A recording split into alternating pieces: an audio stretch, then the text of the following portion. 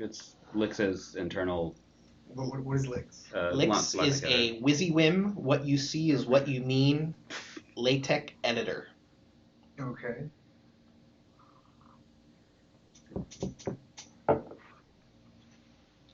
Okay, so cross your fingers that this is recording the screen I have on my computer and not the desktop over to the left. Thank you, sir. This looks good.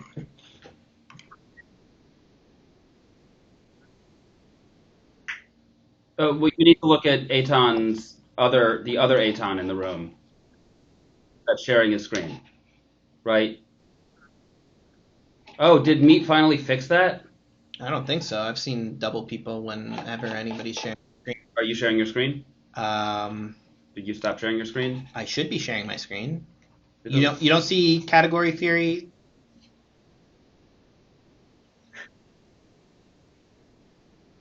You see a mountain? You see a desert mountain, or do you see a... Try sharing your screen again.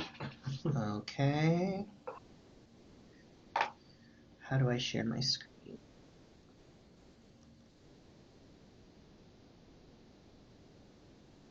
Present now. Can you share all of your secrets? Your entire screen. Share. Click on it. Okay. Okay, let's... It's small resolution because I'm plugged into the projector. Sorry. Now that I have a PDF open, but you see this tiny, tiny little cursor? No. Yeah, probably not. Hit it. All right. So today we will be talking about category theory. All right, so let's start with the definition of a category. A category consists of a class of objects. We'll call them something like A, B, and C. And for any two objects, A and B, a set of morphisms that's usually denoted HOM A, comma B.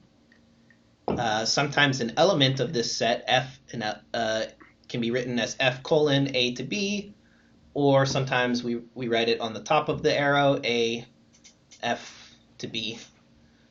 And the category also has, for any object A, an identity morphism from A to A, and for any objects A, B, and C, and morphisms F from A to B and G from B to C, a composite morphism, G composed with F, which goes from A to C. So one thing to say about composition is that because of the way you did high school algebra and function composition, you have to kind of reverse it in your head. So even though you see F is going from A to B and G is going from B to C, and the F is to the left of the G in that first diagram there, we compose them in the opposite order because G composed with F is, for sets at least, G of F of X. Okay? So sometimes there's just a little bit of mirroring in your head that you have to do. Did you run off the bottom of your slide, or? Oh no, that's the... Or is that the projector? That's the projector. Let's see if we can't... But I would say don't worry about the projector for us right now. You should. Can you guys see the bottom? Oh, shoot. Good. I don't know if that's the projector.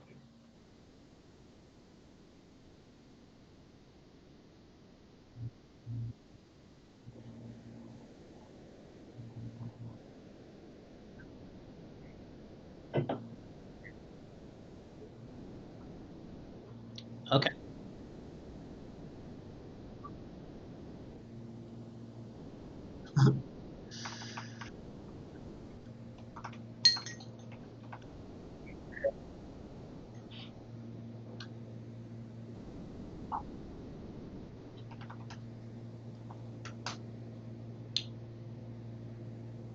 Okay.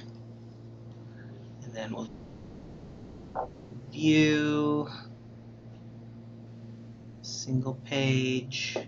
Okay. Better? Yep. Okay. So we've discussed what the category consists of. Now we have to discuss the laws that must hold in the category, and there are two laws, and we're going to see these laws over and over again. They're the left and right unit laws and the associativity law.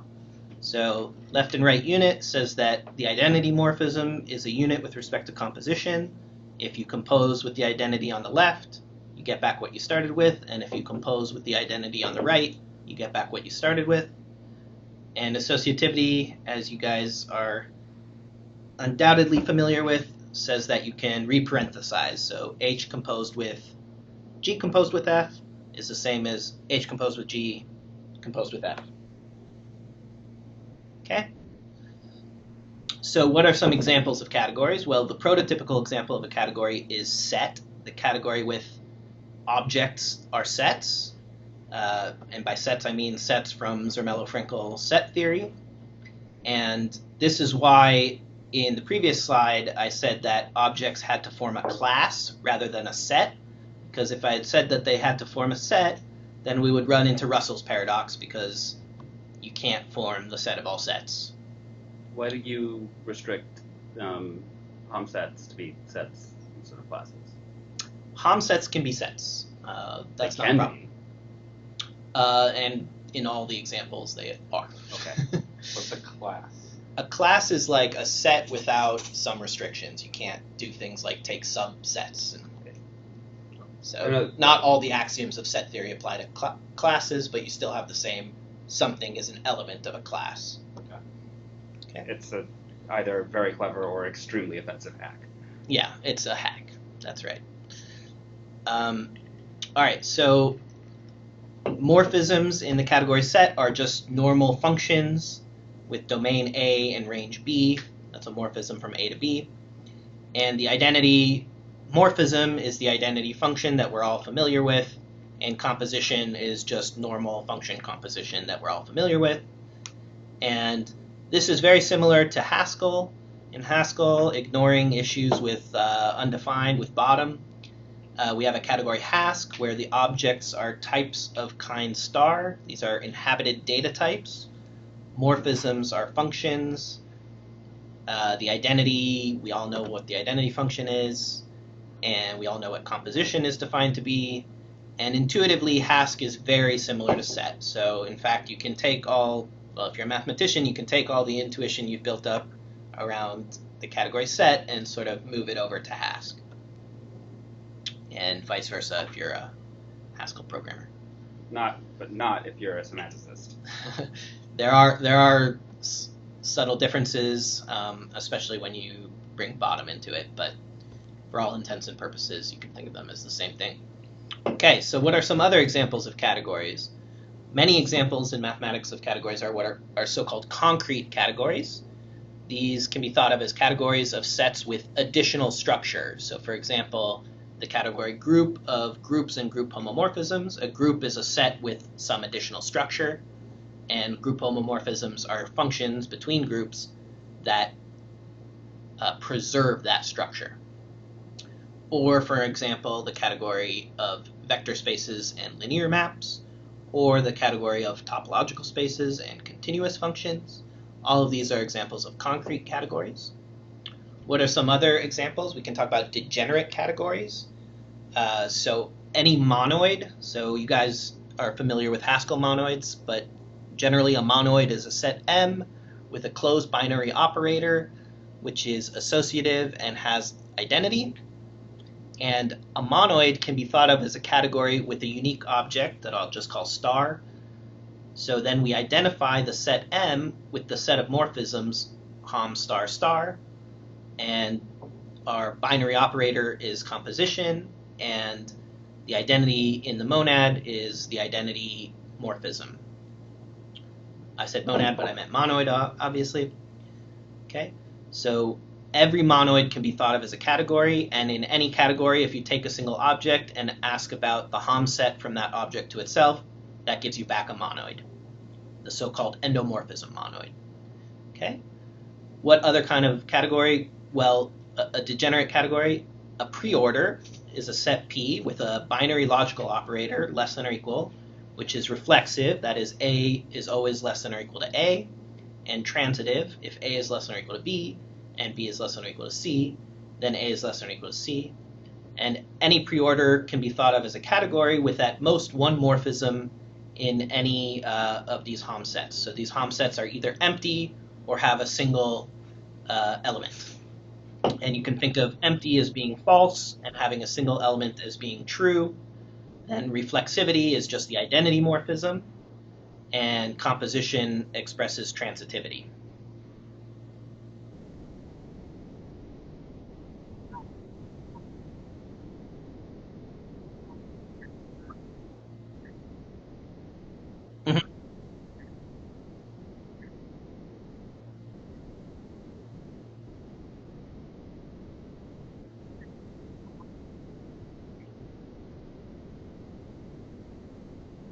Endomorphism. That's just a morphism from an object to itself. No problem. I might have said endofunctor. If I did, I meant endomorphism. Yes, that happens in 15 slides. Okay. So those are all the sort of basic examples. Here's a more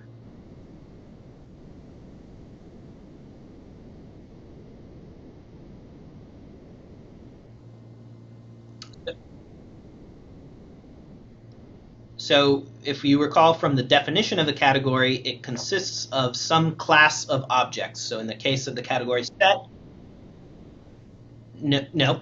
In the case of the category set, every set is an object.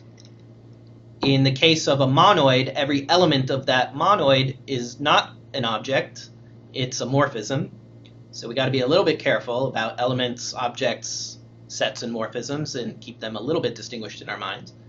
So remember that a monoid is a category with a unique object, star, and the elements of the monoid are the homomorphisms from star to star.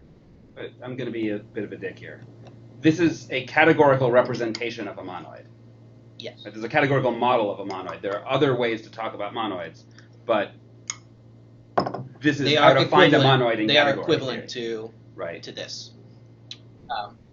That's why I said can be thought of as. It confused me for 6 months when I read it the first time. Right. So you can define monoids just set theoretically, and in fact, you should really think of a category as sort of a generalized monoid, right? Where the product is not always defined.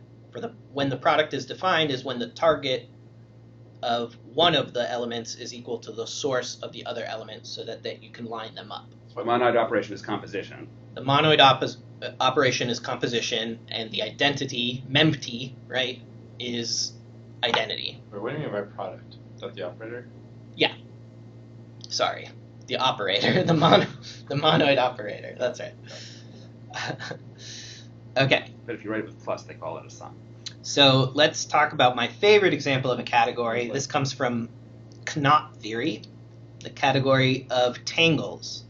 So morphisms here are tangles, which are embeddings, smooth or piecewise linear, of a disjoint union of curves with boundary into a box. So my box here is, where's my cursor? It's very, very small. I lost my cursor. Okay. So my box here is this product of unit intervals, right? So it's literally a three-dimensional box in the Cartesian, XYZ space. And into that box, we embed a bunch of curves such that the boundary of those curves, so think of what is a curve? There's really only two curves. There's, topologically speaking, there's the circle, and there's the line segment, right? Those are the only two curves that a topologist will recognize. Okay? And so what I'm right. Has anyone heard the joke, a topologist is someone who can't tell the difference between a donut and a coffee cup? Yeah. It's the same thinking, right? It doesn't really matter whether it's an oval or a perfect circle or a square. It's just you started in one place. Either it loops or doesn't loop. Exactly. You think of everything as being made out of rubber that you can stretch and compress and move around, and you don't really care. You just want to talk about the overall shape, the global shape of it. The version of that joke that I really like is a topologist is someone who doesn't know the difference between his ass and a hole in the ground, but does know the difference between his ass and 2 holes in the ground. Okay, so the boundary of these curves have to be stuck on either the top or the bottom square, so that's why this last one, the z-coordinate, is a closed interval, so that the top or bottom has to be either at z equals 0 or z equals 1. And 2 tangles are considered what's called ambient isotopic, or just equivalent, given a 1-parameter family of homeomorphisms of the cube.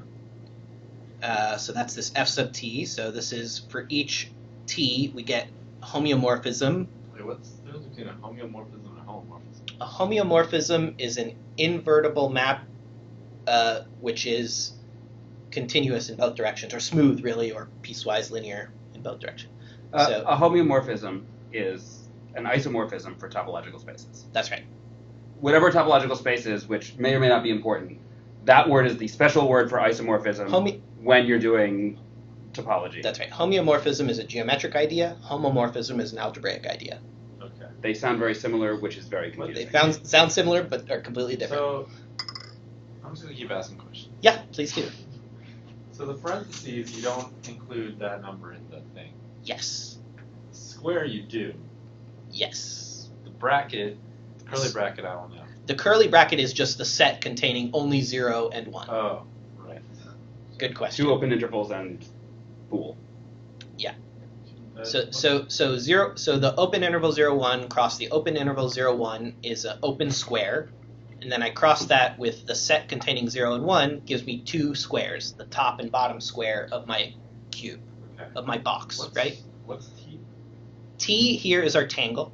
It's our disjoint union of curves that are embedded in this box. And T is. Oh, the You have little a picture? T. Yeah, I have a picture. Let's. Oh, sorry. Here's the picture. We can talk about the picture in a second. Let's go back to the I thought there definition. would be a box So in this. Wait, sorry. I didn't draw the This box. T, this is a That's a tangle. tangle.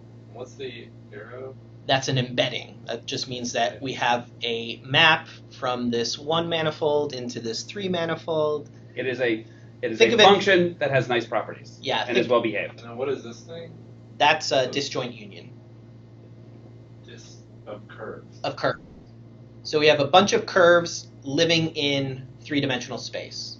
Okay. And this is just a mathematical, precise way of saying that, but you shouldn't even really concern yourself too much with the mathematical precise way of thinking about it. You should just think of these as a bunch of strings in 3 dimensions that can be tangled up with each other, and so that the endpoints are sitting at the top or bottom of a box. Only the endpoints, not the. Only the endpoints. So the middle of them have to be between the top and the bottom. So you're saying there's some way that you can embed them? Yeah. Okay. Is it a particular? Is T a particular way of embedding them? T is a particular way of embedding them, but I only consider it up to ambient isotopy, which means that these strings, you think of them as being made out of rubber, and you can move them around, but you can't, cut them. Okay. And then what's this? That's nabla. It means boundary. So I'm looking at the boundary tangles, and the boundary of the tangles are the endpoints of the curves, and they live at the top or bottom of the box. Okay?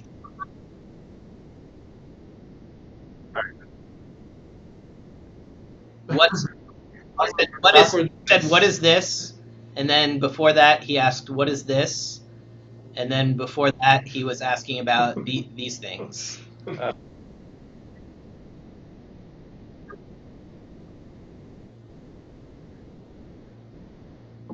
Yeah, no, they like puns. This is boundary sometimes. We call it boundary. Or nabla. Or derivative. Yes, because it is like the derivative. It's like the exterior derivative. Don't follow this path. Accept it and go breadth first. Okay. Sorry, So- I've had this argument with a friend. So we talked about what the morphisms in the category of tangles is. The objects are the boundaries. Okay? And we can compose tangles if the bottom of one matches the top of another by just kind of stacking them and kind of compressing them so they fit back into a single box. Wait, sorry.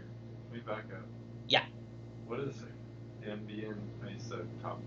Okay. Equivalent enough. Ambient isotopic, imagine it this way. I can take my tangles, these are strings, remember? And I can stretch them and I can move them around as long as I don't cut them or, take them outside of the box or do something or glue them together.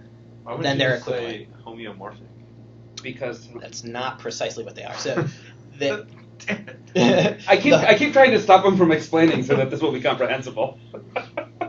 There's So- so so many ho- words here. yeah. This is just for those who might be familiar with some of these words, but I want you to think of this. Sorry. I want you to think of this just intuitively, without the precise language, as being strings, right, that are tangled up in 3 dimensions, hence tangles, such that their endpoints are glued to the top or bottom of your box. Got So it. we're inside of a box, and we have these things, and we can stack these boxes, right, as long as the bottom matches the top of the next one. And the identity tangle is just a bunch of straight lines connecting the top and bottom boundaries. Okay, so here's my example, right? So look, I have 2 tangles on the left-hand side, both of which look kind of like pitchforks, right? But we have that on the top one, the arc is behind the straight line, and on the bottom one, the arc is on top of the straight line, right? And you can imagine these being inside of 3 dimensions, which is why you can imagine what it means to be on top or on bottom, because there's depth in this picture that I kind of make an illusion of depth by breaking the line, but you can imagine what I mean. But you're not actually breaking the line. But I'm not actually breaking the line. That line is not broken. It's just obscured. Okay, and then I compose these tangles as long as the endpoints match by just gluing them together at the endpoints, and then I get this circle with a line going through it.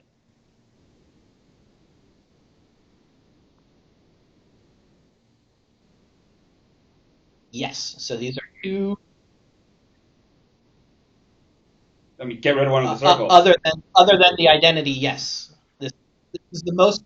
This is the simplest non-trivial tangle, and in fact, here you see the only 2 curves that a topologist recognizes: the line segment and the circle, and they are tangled together.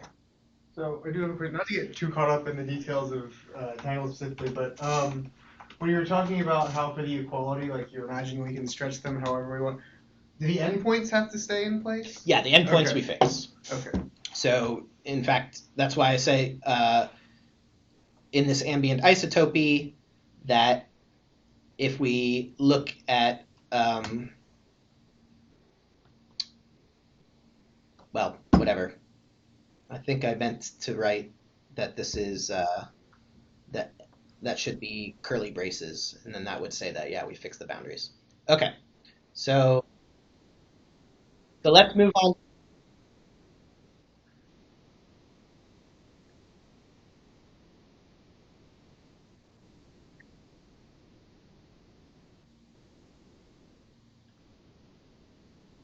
Exactly.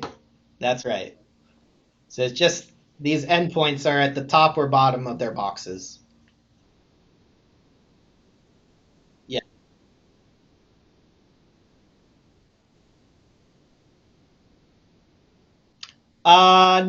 No, we should not allow that.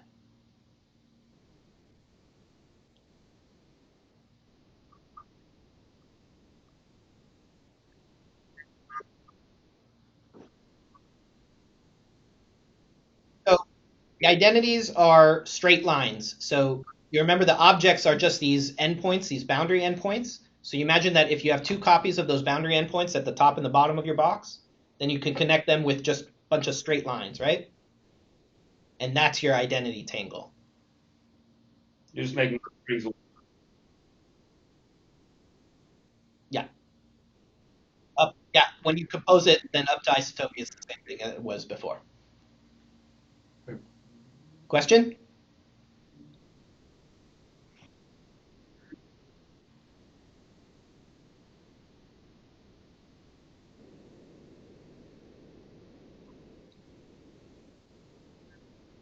Everything is made out of rubber, always.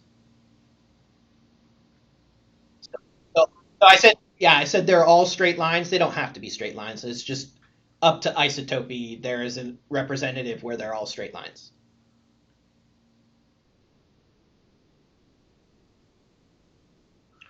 So remember that there's an identity for each object, and each object is a set of endpoints, right? So for a given set of endpoints, the identity is the set of straight lines connecting those endpoints from the top to the bottom. So one straight line is the identity on one endpoint, two straight lines is the identity on two endpoints, so on and so forth. Make sense? Aren't there, so for the top left one there, Yeah. there are 3 endpoints at the bottom and 1 Yep. at the top. Yep. So if you wanted to identity it, like you have 3 here.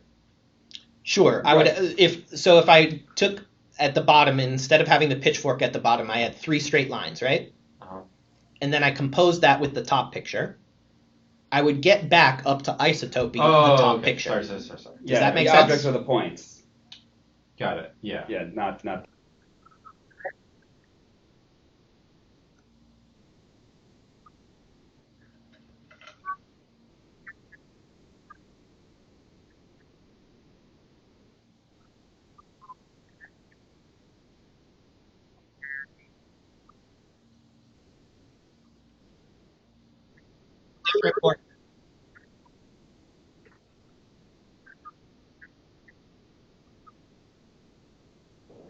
Yes, absolutely. So think about it. Let's go back to an easier example. Let's think about the category Hask, right? Haskell category, right?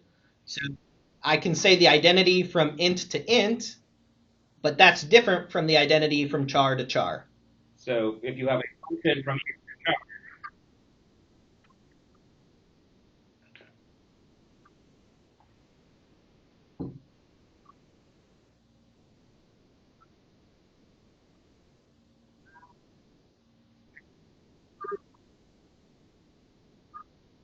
just the endpoints. The object is just the 2 endpoints. It's not the tangle. The tangle is the morphisms.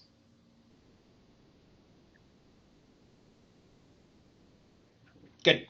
Any more questions about tangles before we move on to the next one? Okay. No worries.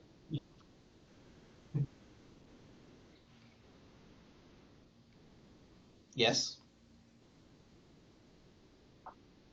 The identity morphism for a given set of endpoints is a bunch of straight lines from those endpoints going straight down to the same endpoints at the bottom. So imagine 2 copies of those endpoints, one at the top and one at the bottom of your box, and then just connect them with straight lines.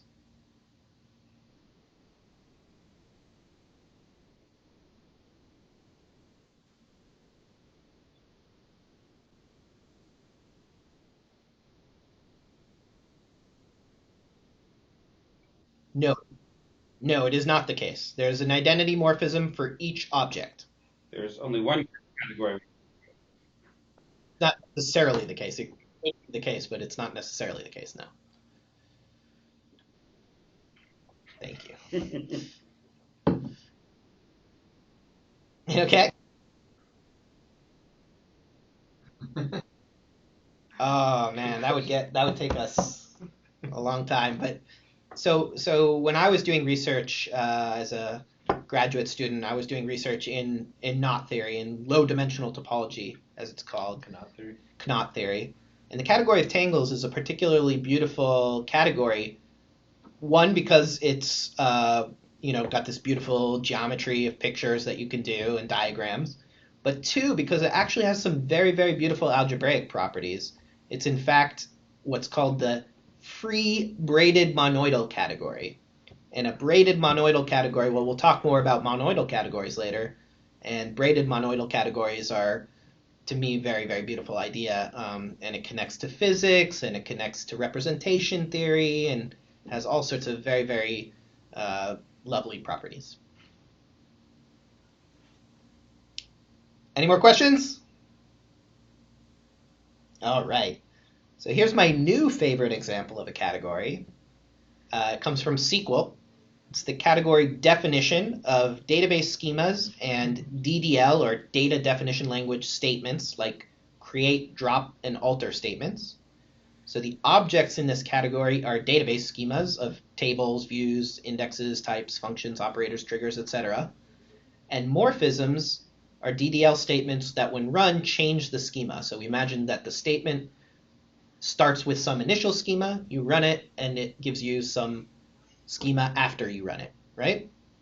So if I say create table, blah, blah, with these columns, it'll append that table definition onto my schema, okay? And give me a new schema that has that table, all right? So what's the identity morphism in this case? It's just the trivial statement, semicolon, which when run does nothing. And composition is just you concatenate the two statements together. Okay, is this one giving anyone any trouble? Well, I mean, it's giving me trouble, but that's because I know about databases. So you say that the morphisms are the DDL statements that when run change the schema. So, but could you not say that the ones that don't change the schema, couldn't they just be identity morphisms? I wouldn't want them to be identity morphisms, but you could imagine them being morphisms of some variety. Certainly, semicolon doesn't change the schema, so I was being a little tongue-in-cheek when I say they change the schema. Maybe they don't change the schema. But we can think of, like, you're talking about Like either SQL or DML statements, let's say, right? Right.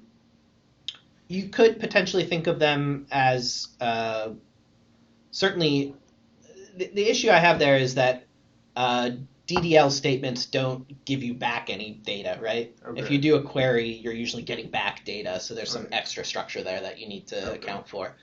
And when you're doing inserts, and even when you're doing queries, you might be passing in data, right? There might be parameters, so there's some other input. So it's a little bit more complicated. Okay. But if you didn't have any data coming back and you didn't have any data you were putting in, like for instance, you were, let's say, populating the table, Mhm. inserting a bunch of rows without saying what parameters, just like actually in the statement, then you could say that that's a special kind of definition which doesn't change the schema. Okay. If we were being super picky about the language, when you say the identity morphism, because there are many objects, is it the identity morphisms for each object is generally the semicolon? Because that would be different. Right. So this is we have some polymorphism going on here, right? So if I say semicolon, not only does it go from my specific schema to itself, but it also works for any schema, right? So semicolon is a polymorphic identity, just like the identity in Haskell is polymorphic, right?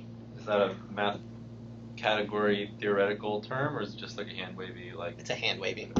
I mean, in terms of the way they hack up category theory and math, you're right. There's a semicolon for every schema, and they are completely different things. Right. It's not the one polymorphic semicolon. They're all different. We just happen to have a parsimonious way of referring to it. Yeah. So when we talk about, we say that a category, every object, there's always a morphism to itself, an identity morphism. Yes. Is there always a identity morphism? Or There's is there always at least one, Okay. right? There might be more than one morphism from an object to itself. Like, for Okay. instance, from integers to integers, Right. I could multiply by 2. So like, But here- they're not. But there's exactly one identity. Yes. Right. All identities are isomorphic.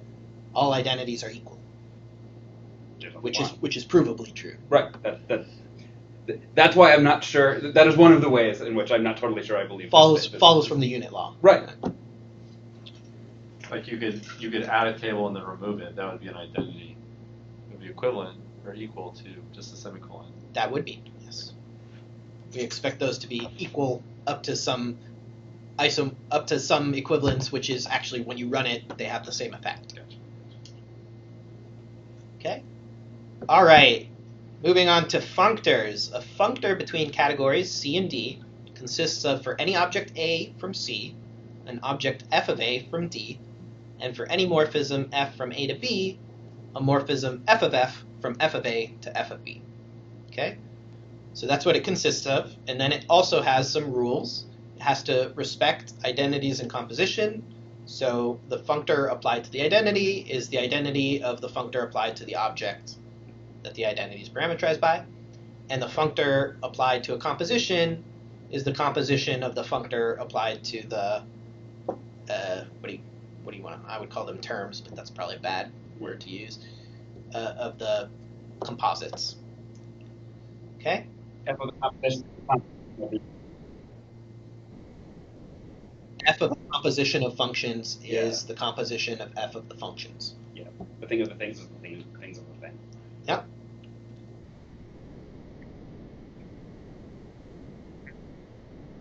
Yes.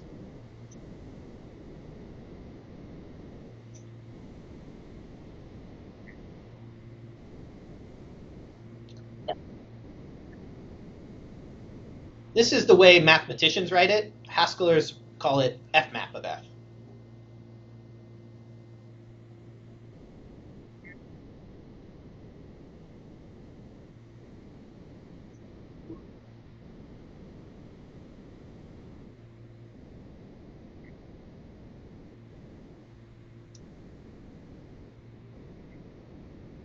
Uh, we could talk about.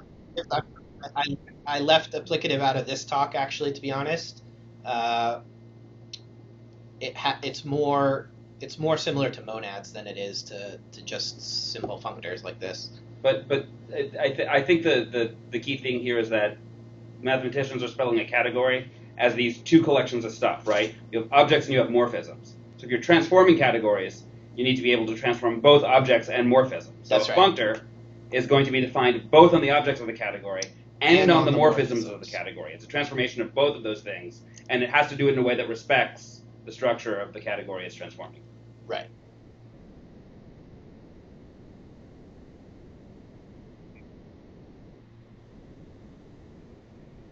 Right. So the capital F of the little f is what Haskellers call F map, and the F map in Haskell, we know that it's it's instantiated to a particular functor, and it's able to infer what that functor is. So we don't need to actually do like at that functor, which you would do if you wanted to specify which functor, right?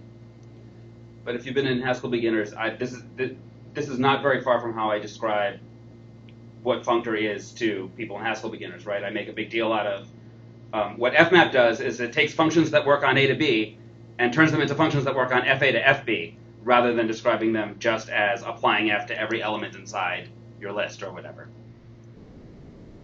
And it's that same sort of mental model. I do it for a different reason, but yes. Okay. All right. So what are some examples of functors? From math, we have that the tangent space of a smooth manifold is a functor from the category of smooth manifolds with a base point to the category of vector spaces and linear maps. I have 7 questions. You really don't want to hear these definitions. They will make you angry. All right, let's move on. You know, the tangent space. Come on. I picked the examples that to me are every mathematician would know. I also picked some Haskell examples. I did both. Okay, here's another one that you guys won't know. The fundamental group, pi naught, a functor from the space of from topological spaces with a base point to group. Okay, the vector space dual. Do you guys know the vector space dual? No, They don't know. Of course, they don't know any of these. You guys didn't take linear algebra? He does duals in linear algebra and nothing. The only people who do duals in vector spaces are smooth geometers. Tensors. Who here knows tensors? Okay, let's move on from the math example. In Haskell, a type of kind star to star with a lawful functor instance is a functor from Hask to itself. Okay? What do we call functors from something to itself? I heard this one come up earlier. So gods? Yay! Endomorphisms in a different category. It's endo one morphism in the two categories. Love it. Yo, dog.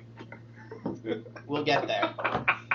Okay, natural transformations. So here's a quote from a great man, Saunders MacLean. He said, I didn't invent categories to study functors, I invented them to study natural transformations.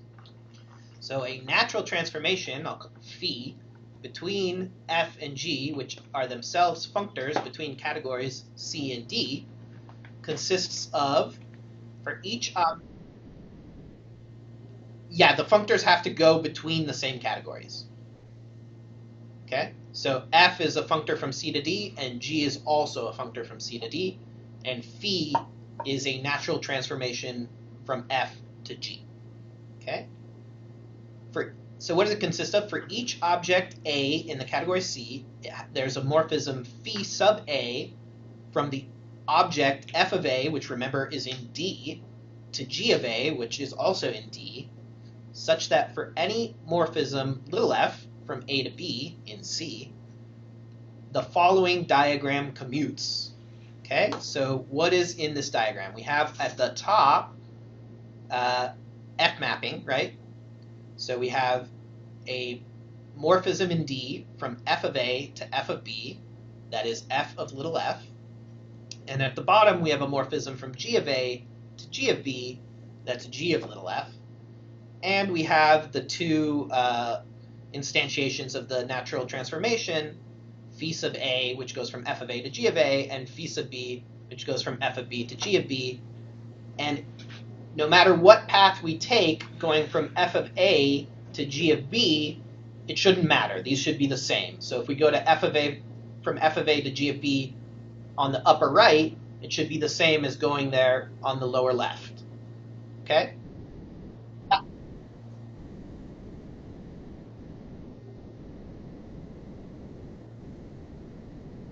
Yes. As if we drew other diagrams. Yes.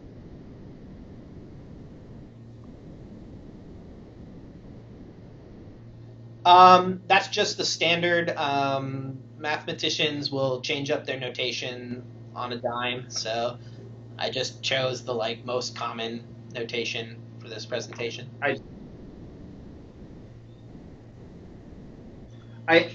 Right. Well, that would make them look the same, but they're different kinds of things. Yeah. Right. F of A is an object. Phi sub A is a function. It's an arrow. It's a a morphism in C. parametrized by objects of C. Right. So it's trying to capture that it's indexed by objects. Yes, indexed by objects Rather, of C. right. Even though using function notation wouldn't. It wouldn't be too bad if we used function notation, but this is more common. But you can think of it as phi applied to A, but also it takes, if this was in set, then it would phi sub A and it could take an argument. Okay? Partial evaluation, yeah. This is partial evaluation, yeah. Application. Partial application. Whatever. Well, it's a partial evaluation. Yeah, that's computer science, and I don't know what I'm talking about there. Okay, so, and then meaning g of f composed with phi sub A is equal to phi sub B composed with capital F of f. And this is the same law that should hold for Haskell functors, although, nothing prevents you from breaking the law in Haskell. So in Haskell, any polymorphic function, actually something does prevent you from breaking the law, any polymorphic function from f of A to g of A, given that f and g are lawful instances of functor, are automatically natural transformations thanks to some free theorem. For instance, what's an example? From list is a natural transformation from the list functor to the sequence functor.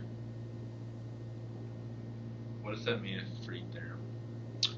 Oh, okay. How many functions are there from A to A? That'll have to be another lecture.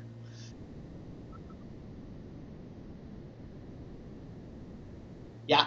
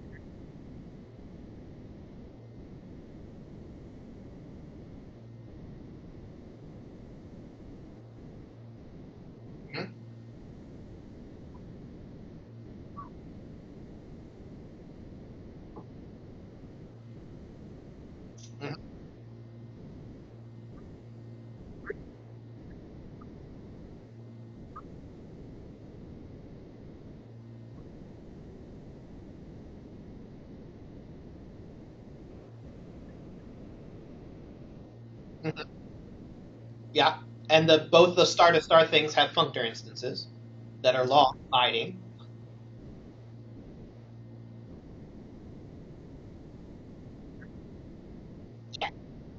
Yes. Yeah, so we're still pretending bottom doesn't exist, right? Like Yes. this is a total Yes, function. we're being morally correct.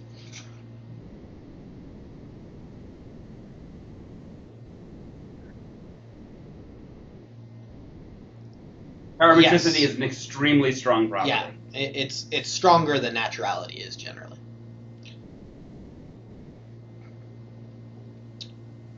All right. So let's talk about vertical composition. So natural transformations, we kind of saw a little bit of this. You guys were asking me, oh, so the functors f and g have to go between the same categories c and d, and then phi goes between them. We can kind of think of this two-dimensionally here. I don't know if you can see this so well, but here is a diagram where c goes to d through f at the top and through g at the bottom. So we have these two kind of wires connecting the vertices with C and D, and then we have a kind of film, a two-dimensional film between the wires that goes from the top wire to the bottom wire, and that's our natural transformation. Okay? So this natural transformation is kind of a two-dimensional cell that goes between these two edges. Okay? Are we all okay with that visual representation of a natural transformation? Okay. So then they can be composed in an obvious way, right? If I have phi going from the functor f to the functor g, and I have psi going from the functor g to the functor h, then I can compose them in a way that we call vertical composition by just saying that the vertical composition C composed with phi indexed by the object A is just C indexed by A composed with phi indexed by A. Okay? This is just the obvious way to define a composition in this situation. Wait, how do you spell PSI. PSI. In Greek it's psi, in English it's psi, and Sorry, some of us I call them phi and so do psi, I. But I took an psi ancient Greek instead class of- in high school for 2 instead weeks. of phi and psi. It's cool. We turn this actually turns functors into a category themselves. So if I consider functors from C to D, the functors form objects, and the morphisms are natural transformations between them. Okay? So this is the so-called functor category. So now we've constructed a brand new category in this talk. Okay? No one's seen it before. Okay. So there's another kind of composition we can talk about.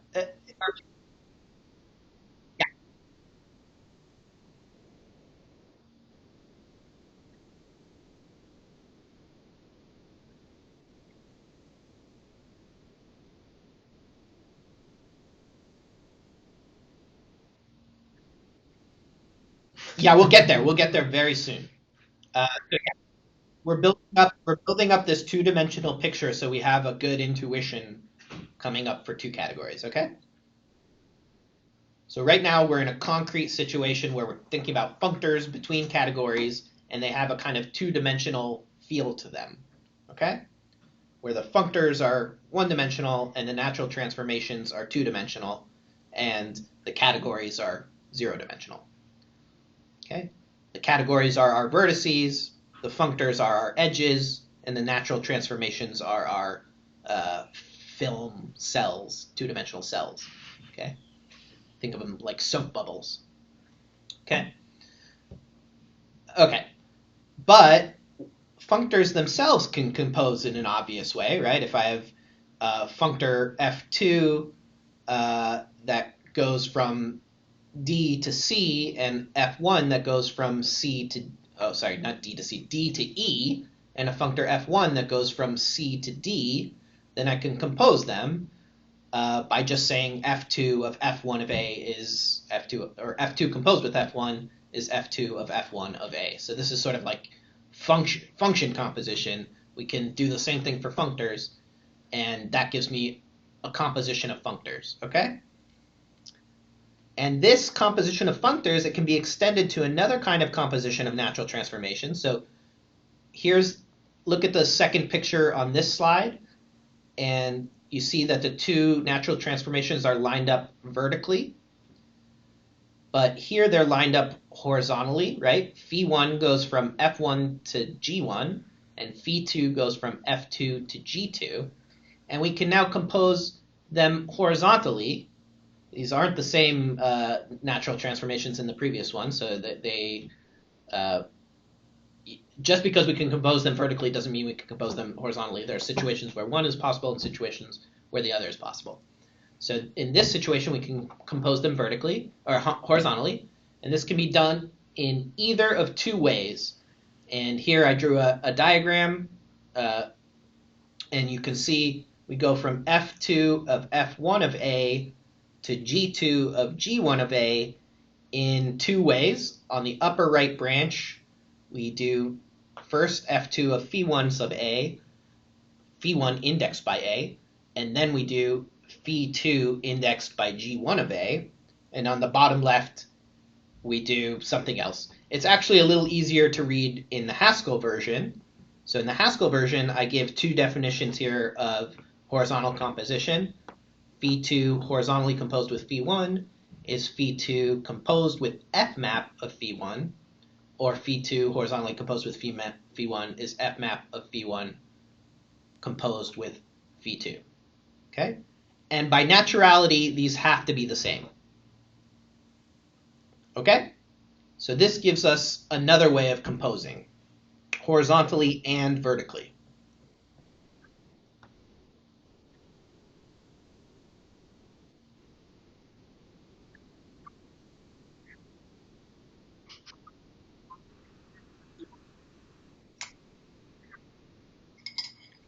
Absolutely, absolutely. So look at this diagram here, right? It's a square. And I said that going along the upper right is the same as going along the lower left. So naturality refers to this square, where I told you going along the upper right is the same as going along the lower left. So this is just an application of this law that is true for natural transformations. So because we know this law is true for natural transformations, we apply it in this situation, and we get that it doesn't matter which way we define horizontal composition.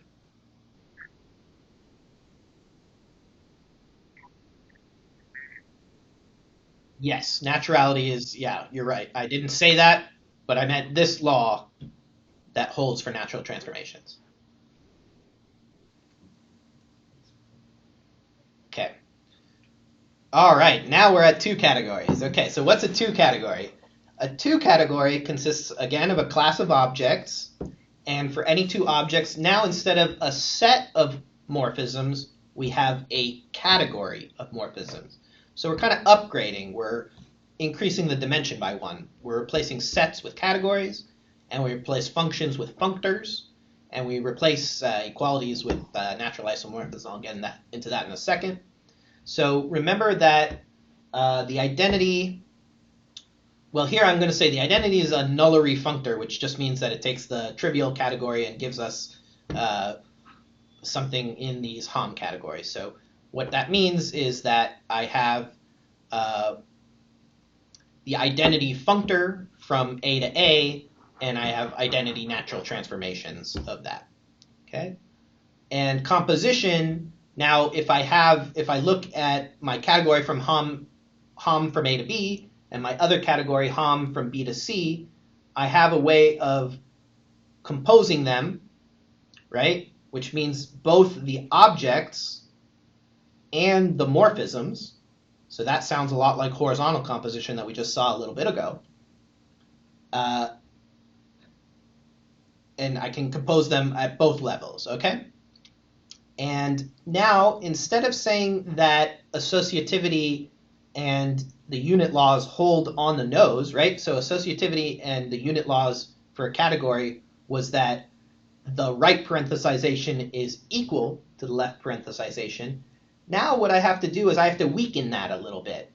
And I say instead that if I have the object H composed with the object G composed with F, and on the other hand, I have the object H composed with G composed with F, then I have a natural transformation between the two of them, and that natural transformation is invertible. It has an inverse. So we call that a natural isomorphism.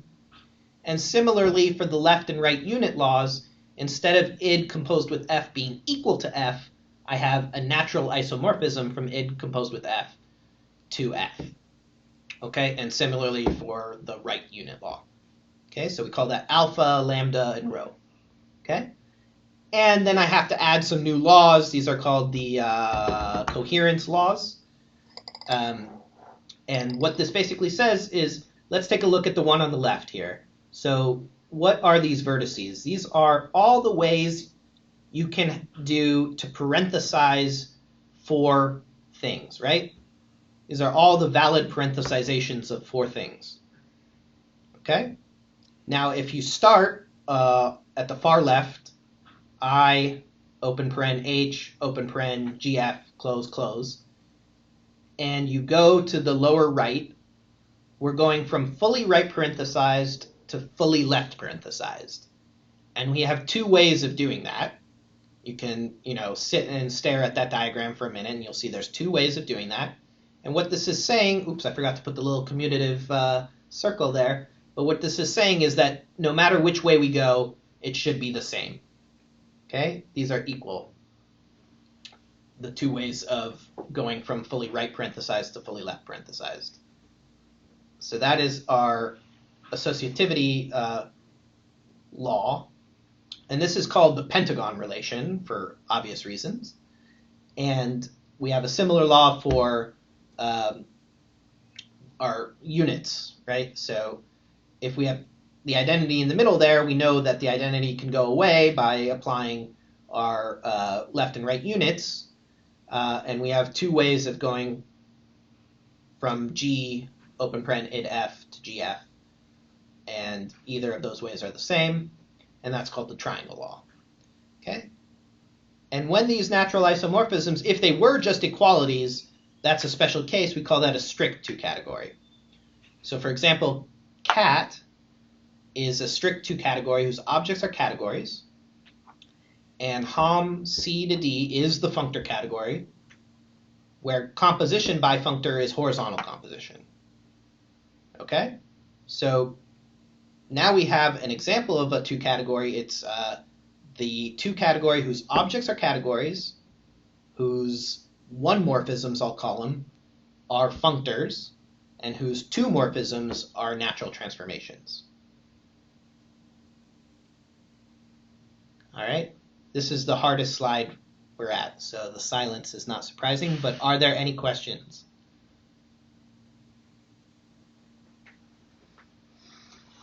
Okay, so two categories, we have a two-dimensional picture here because we have horizontal composition and vertical composition. Okay, now let's go to monoidal categories. So you remember that a monoid is a category with a single object, while a monoidal category is a two-category with a single object. Thus, it is a category, the category Hom star to star, with a bifunctorial monoidal product, usually written as tensor product, and a monoidal identity object I, and it's associative and unital up to natural isomorphism, that alpha, lambda, and rho that we talked about earlier. So what's some examples of a monoidal category? There's tons and tons of examples. Set is a monoidal category with the Cartesian product, the cross product. It's not the cross product. It is absolutely not the cross product. Okay, we don't need to get too far. And mathematicians like to be precise, you see. Yeah, and the one element set as our monoidal identity object. And it doesn't matter. So the monoidal identity object is actually only determined up to isomorphism. So it doesn't matter which one element set I choose. I just choose one and I say that one's the identity. And we really only consider it up to isomorphism anyway, so it's fine. Wait, the product is the product unique if it exists? Interesting. It's unique up to isomorphism. Not unique. It's up to isomorphism.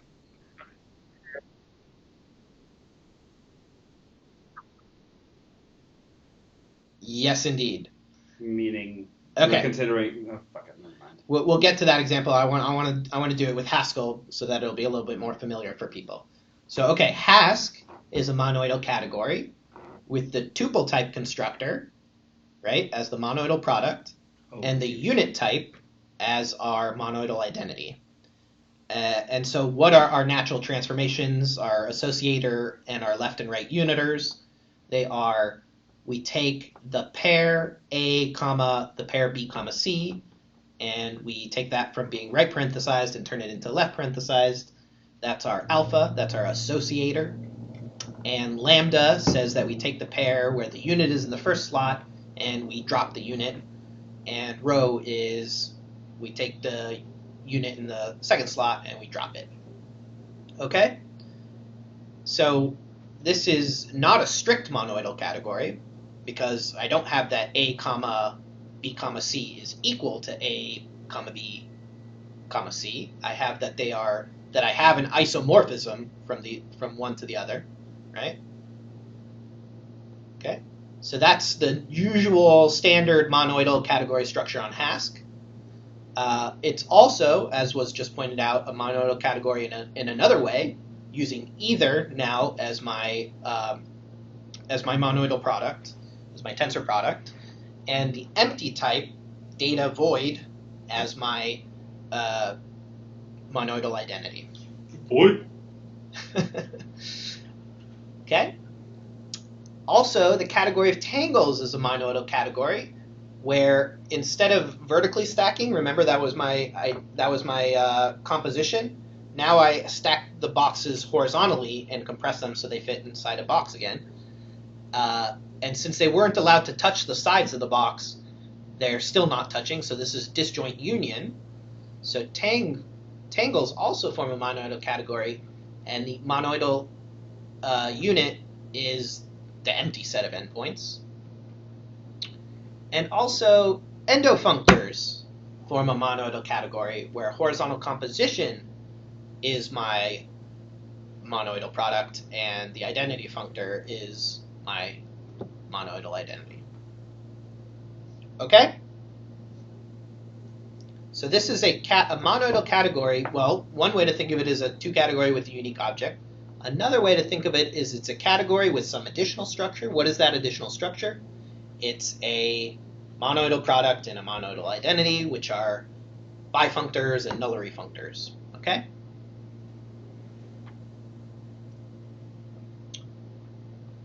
So in a monoidal category, we can redefine monoids, right? So we define monoids as a set with a binary operator and a unit. Now we're going to kind of generalize that definition a little bit. We'll say that a monoid in a monoidal category consists of an object in that category, M, and morphisms called the multiplication mu from M tensor M to M, and the unit, I guess I'll call it unit, even though I've used that word to mean 100 different things, from the monoidal identity to our object M, such that we have associativity and unit laws, which we've seen come up over and over again, and we'll encode them now a little bit differently. Our associativity law, you see it over on the left-hand side.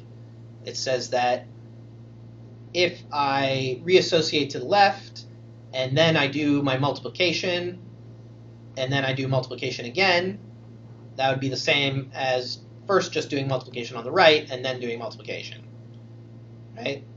So it doesn't matter the order in which I do my multiplications. That's associativity, right? And my unit law is saying that if I embed the monoidal unit into M using my eta, and then I do multiplication, then that's the same as my left uniter. So this is basically saying multiplying by the identity on the left looks like my thing was cut off on the right. Sorry, there should be the same, the diagram on the right should be a mirror image, and you should see the other side, M tensor identity, but it got cut off. But multiplication by the unit on the left should be trivial, should be an isomorphism lambda, and multiplication on the right is the same sort of triviality. Okay, so what are some examples?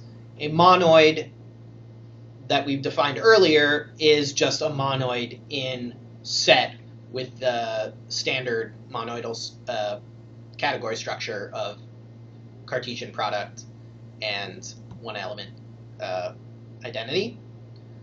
Okay, a ring, you guys probably don't know what a ring is, but is a monoid in the category of abelian groups. And a monad is a monoid in the monoidal category of endofunctors. What's the big deal? Okay. Any questions? Have I lost everyone? Yeah?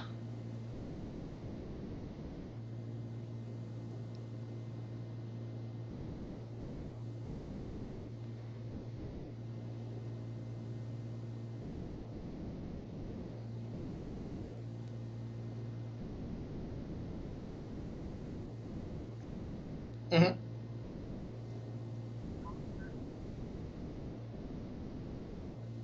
Sure. Okay, so we can say we are defining a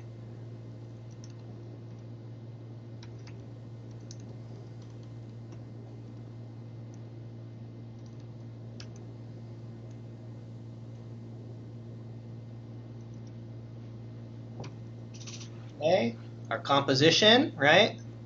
This is our product, and our identity is that. Okay? So these are our product and identity of functors. So if we have an instance functor id, and we have an instance functor f, functor g, can't spell, I'm sorry, functor comp gf. Okay? And I won't detail the implementations because I'm sure you guys know how to do that, or you can do type Tetris to figure it out. But does that make sense? You guys have seen these guys before, right? Type. Sure. Okay, so we do a sock goes from comp gf. We want it to be fully right parenthesized, so we'll say comp h x goes to comp of comp hg f x, and we can say that assoc. Oh, sure. Okay, great. That I can definitely do. Okay, and then left uniter goes from comp identity fx to fx, and right. Can somebody turn their mic off? That's okay then. Okay, so these are our three natural isomorphisms.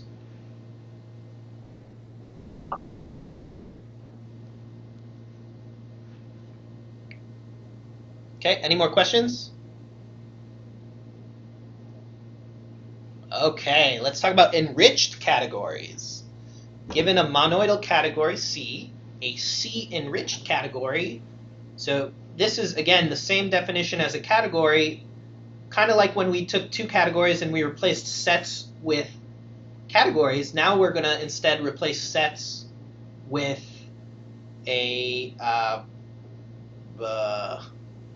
sets with an object in a monoidal category. Okay?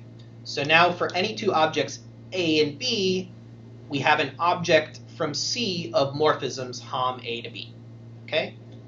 And we have an identity, which is a morphism in C from the identity, from the unit, from the monoidal identity to Hom A. And for any objects A, B, and C, we have a composite mu, which goes from the monoidal product of Hom BC with Hom AB to Hom AC. Okay? So this is just like, well, not just like, it's very similar to the definition of category, except we're replacing sets with objects in a monoidal category. Okay? And we have some appropriately formulated left and right unit laws and associativity laws. Okay? So what's some examples of an enriched category? A strict two category can be thought of as a cat enriched category. So that's just saying, instead of replacing set with an object of monoid, we're replacing with a category. Okay, a monoid is a monoidal category with a unique object. So we've seen this over and over. So this is a monoid in a monoidal category. And an indexed monad, have you guys ever heard of indexed monads before? Anyone else? So an indexed monad is a functor enriched category. So we enrich our category in our monoidal category of endofunctors. Okay?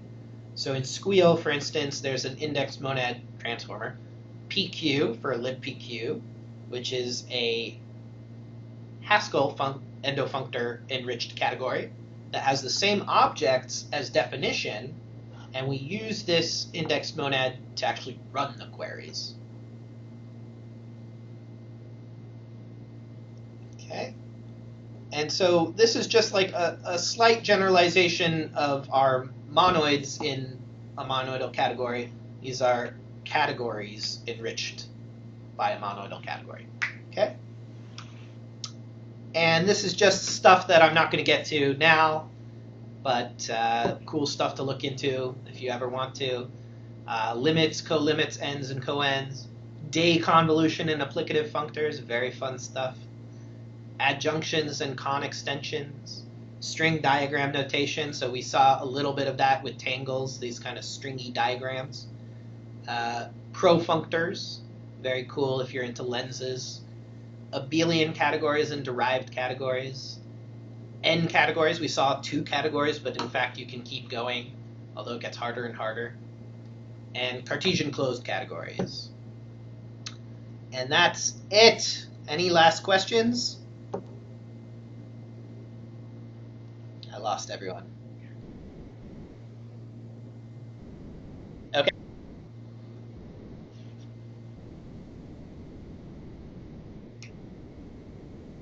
Yeah. Yes.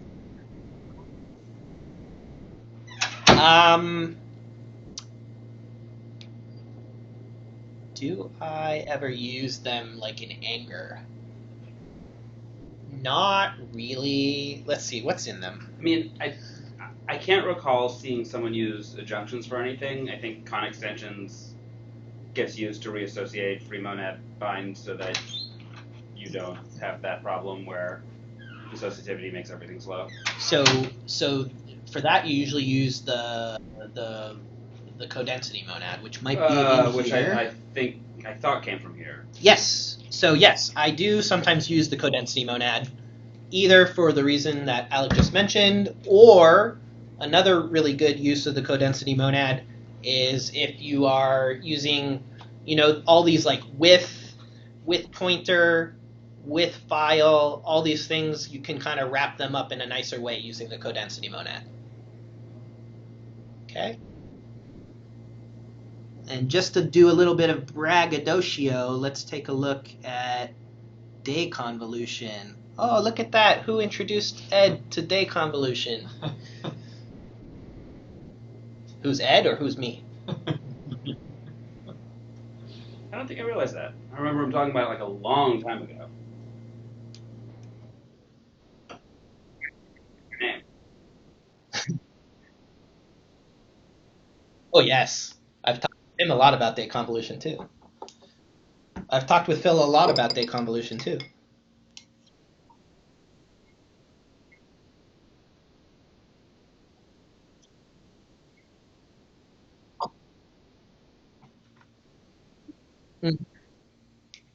I mean, it's far more general than just UIs, but that's one So UIs have a very comonadic kind of way of thinking about them, because it's sort of an interpretation of whatever your model is, so it's sort of the opposite of side effects. It's interpretations, and then comonads end up being closed under day convolution, which means that it's a very like compositional way of putting together your UIs.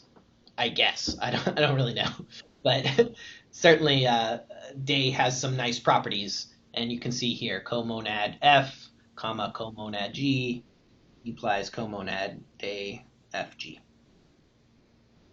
which was probably added after Phil realized it.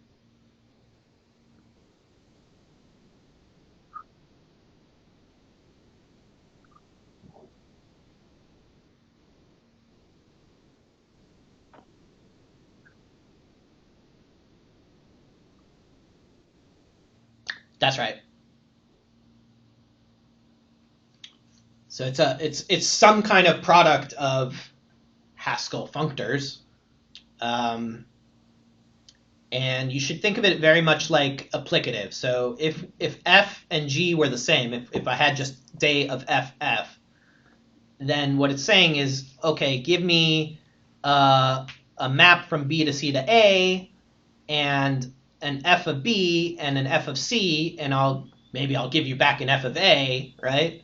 So that would be a morphism, or sorry, a function from day FFA to FA, right? And so that's your monoidal product, and that's also lift A2 for an applicative. So in fact, you can think of an applicative functor as a monoid object in the monoidal category of endofunctors, really of presheaps, but whatever, of endofunctors in Hask, where our monoidal product, instead of being functor composition, is day convolution. So this is a way, like if you want to think of, monads are just monoids in the category of endofunctors, what's the big deal? Applicative functors are also just monoids in the category of endofunctors with a different monoidal product.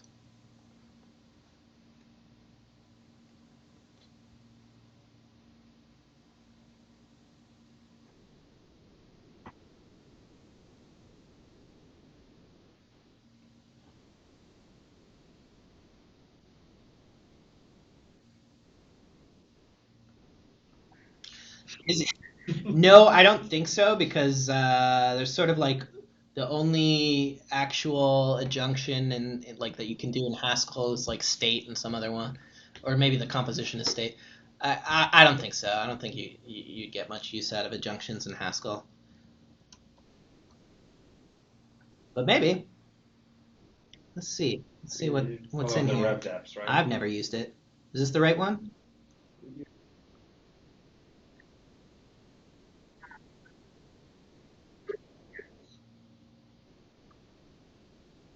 If you Google Haskell rev depths, it will take you to Snowman's page that computes that information. So you have on the right line. so check this out though, right? We have an adjunction between our like standard MTL monads and their corresponding comonads, right? So that's kind of cool. And you have an adjunction between sums and products. Ooh, look at that.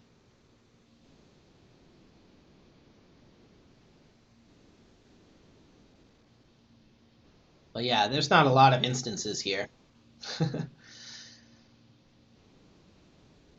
hmm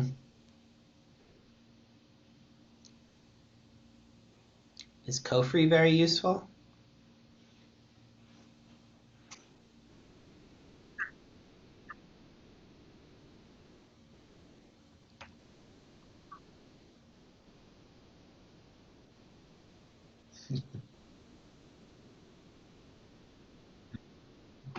There's Jet.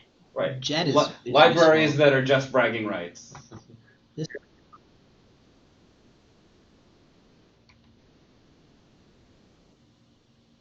this is not co-free, or this is sort of co-free, or is this different from co-free?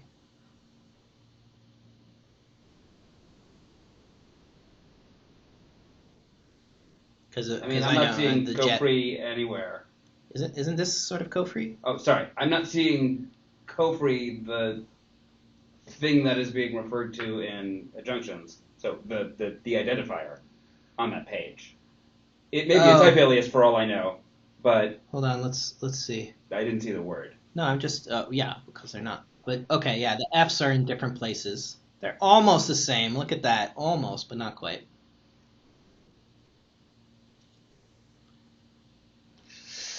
Oh, the problem I don't know. Jet, I found useful. I've never used co-free. Just go free at the bottom in the jet function itself. Oh, there it is. Oh, there you go. You can turn a co-free into a jet.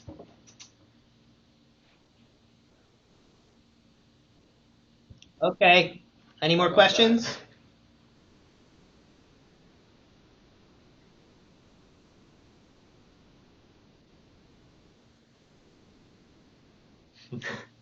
No.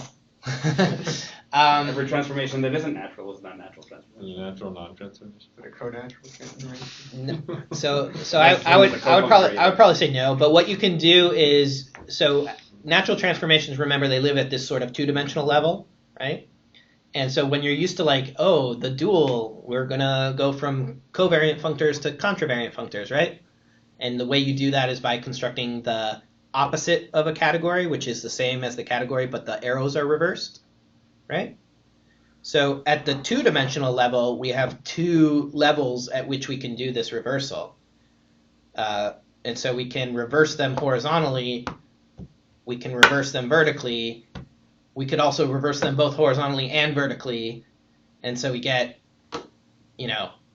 all this extra rich duality when you move to two dimensions. Are there terms for that? Yes. You use co and op. Sorry, that was a joke. Okay.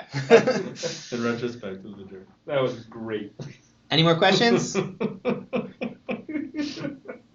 Okay, I'm going to turn off my